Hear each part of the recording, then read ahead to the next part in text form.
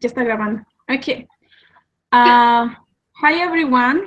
We are the group for the typhoid fever from the class BIo221, class number 5. Our group members are Sonia Woman, Jessica Hyde, Iris Cabello Villa.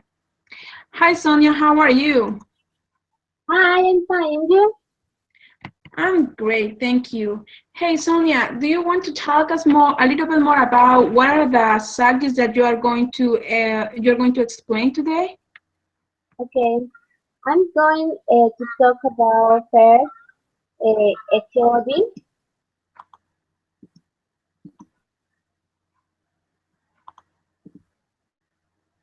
Okay.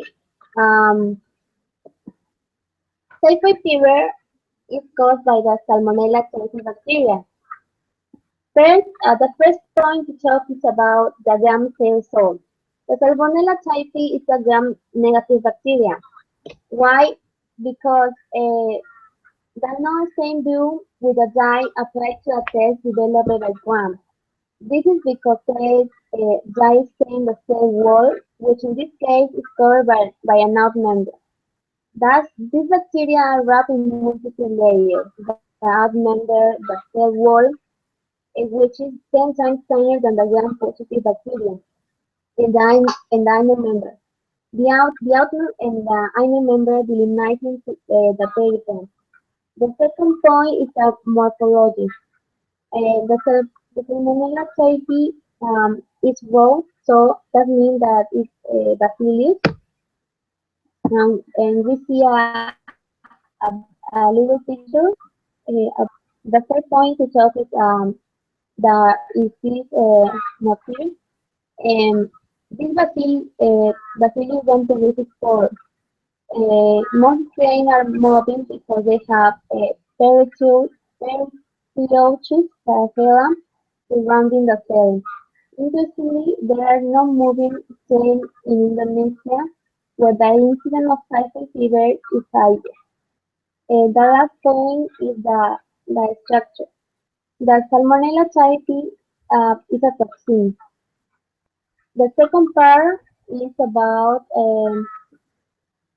the reservoir. The Salmonella typhi causes typhoid fever in humans, who are the only cause. It has caused many deaths in developing countries where sanitation is poor and it spreads through contamination of water and undercooked food. The last part that we talk is the first case of Mary typhoid. Um, she is Mary. In the late 19th century, the disease typhoid fever was common among the inhabitants of North America, causing thousands of cases with a high mortality rate. But between in 19 and 1950, there were a series of outbreaks in the state of New York, with high lists about all others. The curious thing about this case was that apparently there seemed to be nothing that was causing a possible food that could have transmitted the disease to those affected were safe, and no one of them seemed to be the source. This is why the court would have gone unnoticed, for a link between such cases have not been found. But there was no food but a person, a woman named Mary Malone. At the time, there was still no evidence that a healthy individual could be a carrier of a certain disease without this affecting, so that no authority could suspect the young Irish hooker who was in good health, at least until George Soper, public health researcher hired by one of the affected families, was dedicated to testing to all those who had been in contact with their customers when they present the symptoms. Soper discovered and tried to locate the remaining families who had worked or had and also contracted the disease.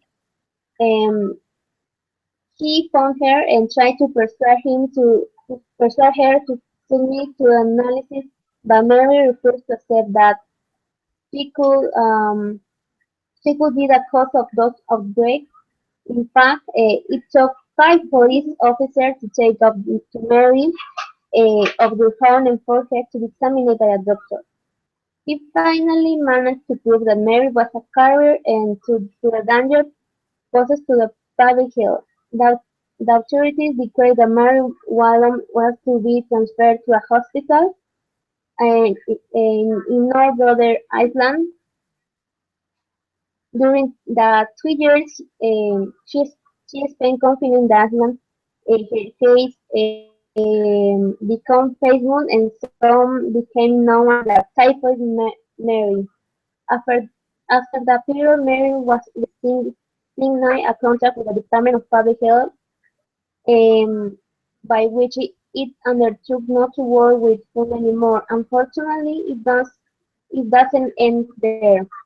In 1950, a new outbreak of typhoid fever took place in a maternity center, Yorker, and again everything seemed to point to a person called Mary Brown.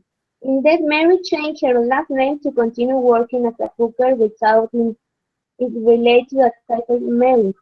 This time, Mary Warren was confined for life to the North Brother, where she died of a stroke in 1938. Okay. Thank you very much, Sonia, for your explanation of the slides. So very interesting information. Okay, now we're going to hear for Jessica, and Jessica will start his introduction actually right now.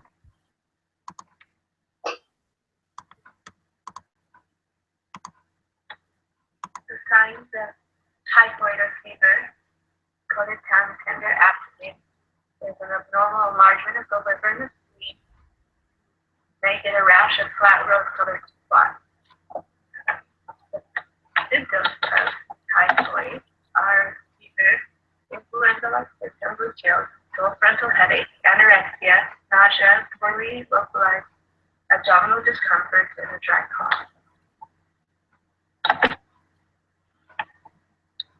The way that typhoid is transmitted is by ingestion of water contaminated by fecal or urinary carriers exerting less sensitive serotype typhi if concerned returning travelers who may eat food that was prepared outside their home, like ice cream, flavored drinks from street vendors, contaminated water, having close contact or relatives with recent typhoid fever, or housing with inadequate facilities for personal hygiene, and recent use of antimicrobial drugs.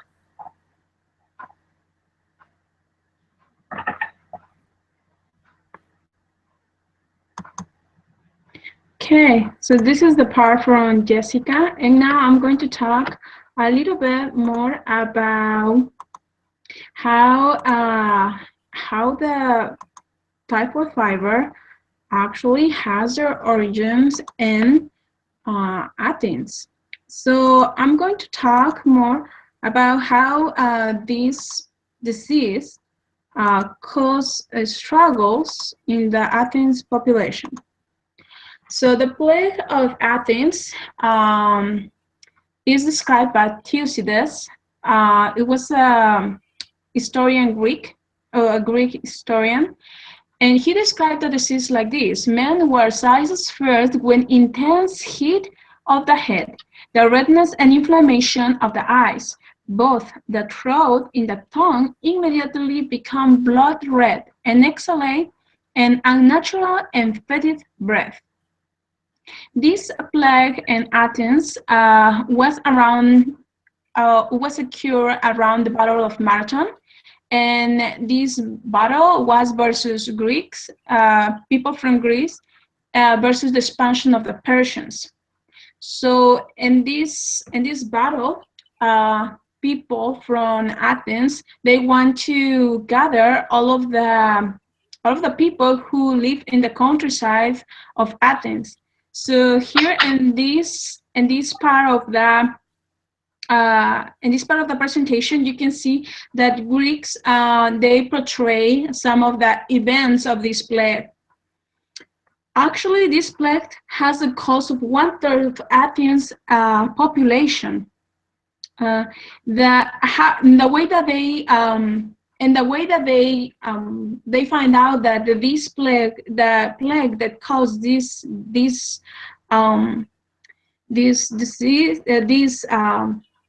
the the termination of the 1/3 of this population, it was an examination of the pulp of the teeth, identifying that the bacteria Salmonella enteric typhi was the cause of the plague in Athens.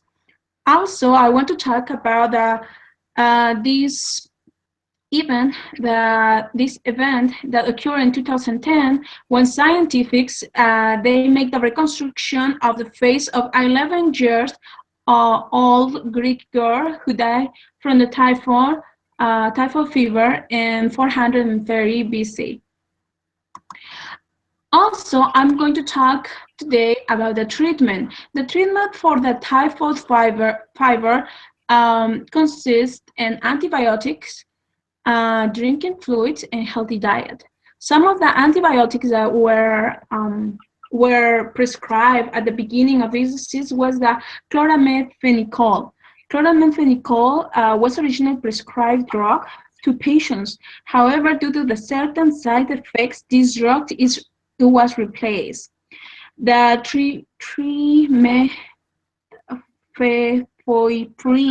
sulfamethoxazole and ampicillin were another antibiotics that were recommended for the treatment of this disease. However, studies nowadays shows that the typhoid become resistant to this type of antibiotics. These antibiotics being prescribed since 20 years ago for the treatment of this disease.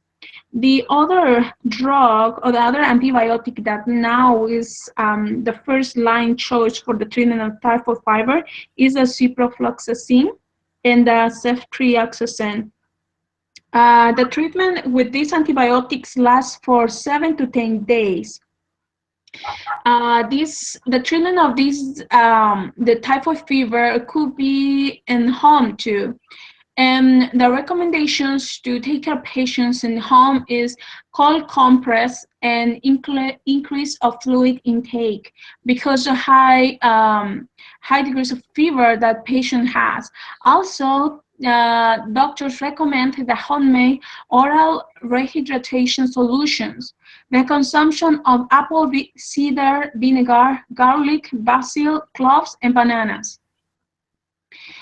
So this is some of the treatments that are recommended for doctors for the typhoid fever. The prevention and control. The prevention and control for the typhoid fever is, in the first line is washing hands, drink boiled water, clean fruits and vegetables, and get vaccination. Especially if you are going to travel or you are a tourist, because people who travel to Asia, Africa, and Latin America have especially high risk to have this disease. The vaccination has two presentations. One is the oral via, and the other one is that by injection. So you can take both of them. Also, some of the prevention tips are to have proper sanitation, being cautious about food and drink resource, use clean water, boil the water for a minute. Prefer carbonated water is safer than the uncarbonated water. Drinks with ice from bottled waters or boiled waters. So make sure that if you are going to drink something with ice, the ice should be made with boiled water or bottled water. Also, the other recommendation for prevention is avoid eating popsicles and flour ice made with contaminated water. Um, Eating food that are truly cooked, avoid raw vegetables and fruit unless they can be peeled. Avoid food and beverages from the street vendors.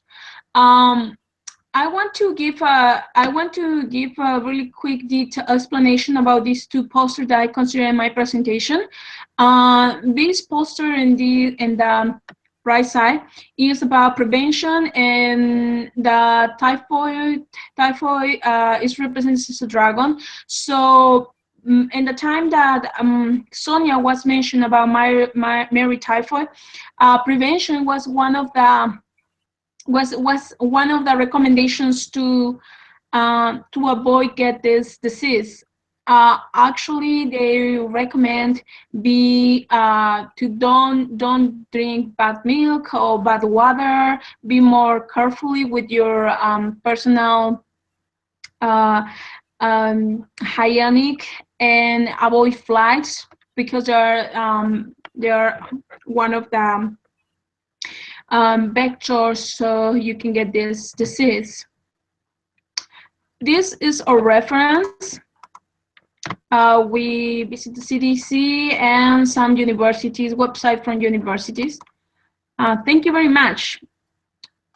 Sonia, do you want to add something to our presentation? No, I think this is good. Mhm. Okay, well, thank you very much and see you until the next one. Bye.